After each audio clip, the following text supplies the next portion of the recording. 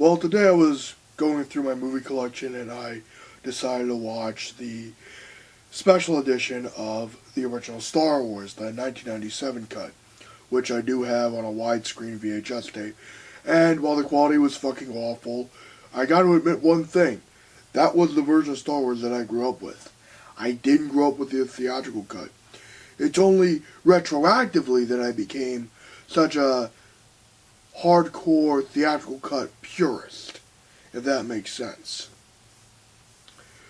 See, many people look at the theatrical cuts as the gold standard, as the holy grail of Star Wars. And it is. I myself did a video about how important the theatrical cuts were.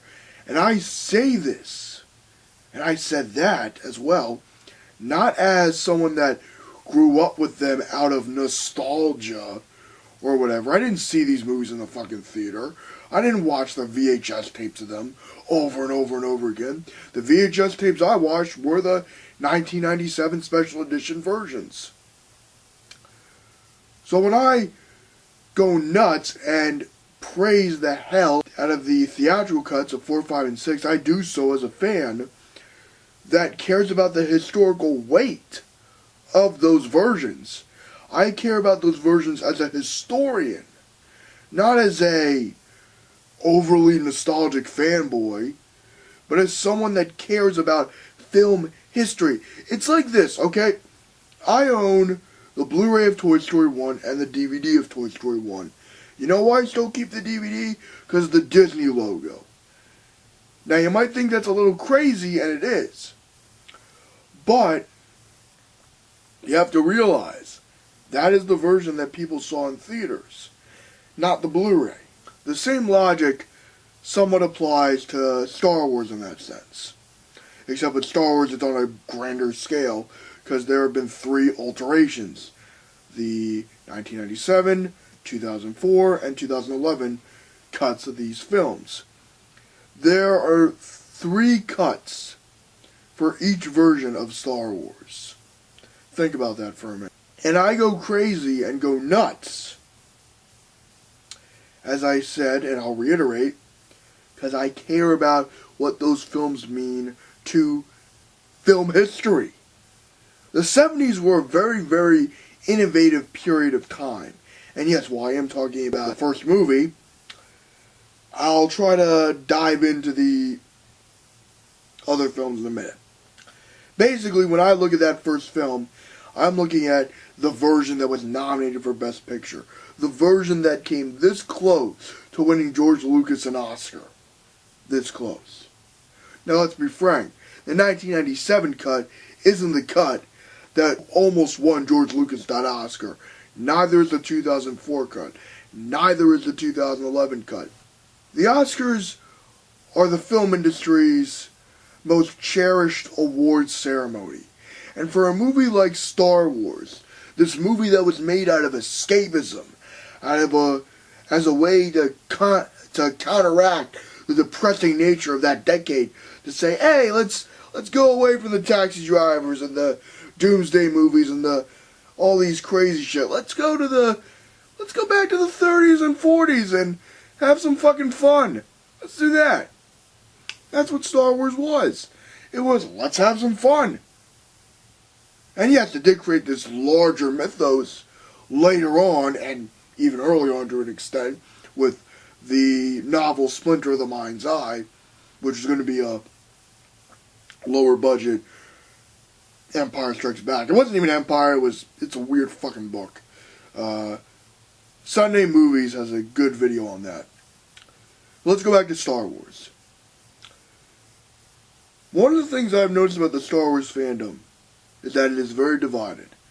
And yes, while you'll have divided fandoms with Doctor Who, with Star Trek, with every franchise, and every character, in terms of film, I think Star Wars has like that fandom vibe, if that makes sense.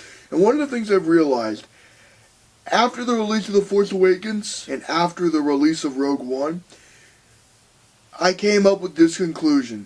You can't please every fucking fan. Now to a Star Wars fan, that's the no fucking shit. Of course the fandom's divided. Now if we want to keep it real, the fandom's been divided in a way probably since this movie. A lot of people say Return of the Jedi went too kiddie for their taste because of the Ewoks. Now I love Return of the Jedi. I think it's on par with the other films in the saga, despite some flaws. Hell, I don't even think the Ewoks is flawed or the pacing is a problem. The only thing that sucks about Return of the Jedi, if we're going to keep it real, is the 2004/97 version of that movie. Yeah, this damn DVD can kiss my ass. Same with the 2011 cut. Every alteration to Return of the Jedi has made that movie worse. Now, let's get to the two major divisions in the Star Wars fandom. Now, Return of the Jedi is kind of like a small division, not that big. The Force Awakens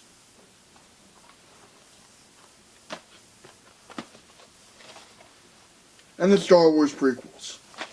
The Star Wars prequels more than the Force Awakens because they've been around for almost 20 fucking years. At least Phantom Menace has been around for almost 20 years at this point. And, Jesus Christ. Yeah, all these films are going to be 20 years old at some point. Let that sink in for a minute. I feel old now. And The Force Awakens, which the goal was to try to reinvigorate the feeling of 4, 5, and 6. That was its goal. It was trying to give you the feeling of being in the Star Wars universe, because a lot of people were complaining, the prequels feel a little bit too different from Star Wars, and J.J. Abrams was like, okay, I agree. Let's give you the feeling of the original Star Wars, with maybe a few plot points as an homage to that film, because it's J.J. Abrams' favorite movie of all time. Apparently people didn't get the memo. I don't know what people were expecting. Like, The Force Awakens, from the advertising alone, was clearly going to be paying homage to 4, 5, and 6. Now, yes, we might say, well, I want to see the Jedi Order, and I want to see Luke succeed and all that jazz. Okay, we got the Legends continuity for that. The thing I like about Star Wars is that you got the Legends and the canon. The canon has the more depressing vibe, if you really want to go in depth to it. The Legends is more optimistic. Now, in terms of Star Wars Legend content, I own a few books, a few video games, things of that nature. But even then, Disney's like, we gotta erase the old canon. We gotta get rid of it. And while we can argue Thrawn is necessary, Knights of the Old Republic should still be around, pretty much the rest of Legends, except the Force Unleashed, that is my shit. I love the Force Unleashed. Had to go. It had to go. So they could make their own stories or make their new stories. A lot of Star Wars fans were pissed about the Legends continuity going away. And if I was very invested into the Legends continuity, I would understand. But I wasn't. Look, I wasn't really that big a reader back then. I had some disabilities at the time and shit. So my ADD and my other learning disability were kind of a hindrance for me reading the Legend stuff. I'm getting into it now, thankfully, so that's good. But let's go back to the new Disney canon. No matter what J.J. Abrams, no matter what Disney tries to do, no matter how many homages, how they want to try to make it feel like the original Star Wars, you're going to have some people annoyed that you're not focusing on the prequels. And yet, in this new canon, we should have more prequel-related content. Now, granted, we could argue, well, hey, in between 2 and 3, we've got enough content. Yes, in between 2 and 3, we do. But what's the one era of Star Wars, in terms of the prequels, that I think a lot of fans want to see? Before The Phantom Menace. we want to see in between 1 and 2. I would love to see, like a comic or an episode of a show that focuses on Anakin and Obi-Wan when they were younger. I'd love to see that. Look, I'm part of that fandom. Look, I like all the Star Wars stuff. I like the prequels. I like the sequel trilogy. I love the original trilogy. I love fucking Star Wars in general. Except the holiday special. And the Ewok movies. And that stupid droids cartoon.